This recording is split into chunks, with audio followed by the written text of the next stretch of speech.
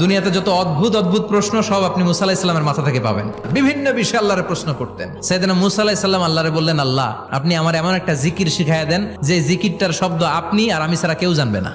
দিনে রাতে সব সময় এই জিকির আমি করব, আপনারে ডাকবো, কিন্তু শর্ত হলো এই জিকিরটা জানবে শুধু আপনি আর জানবো শুধু আমি। আল্লাহ বললেন, মুসা পড়ো লা ইলাহা ইল্লাল্লাহ। মুসা আলাইহিস সালাম কয়, মাবুদ এটা তো জাতীয় জিকির, সবাই জানে। আমি তো চাইছি এক্সেলেন্ট একটা জিকির, কারো কাছে নাই, শুধু আমি জানবো আর আমি পড়বো।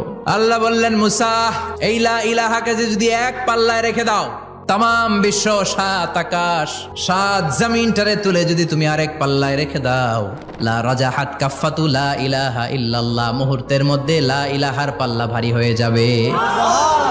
ও মুসা, তুমি যতই এক্সক্লুসিভ জিকির চাও, লা ইলাহার চেয়ে দামি জিকির আমার কাছে নাই।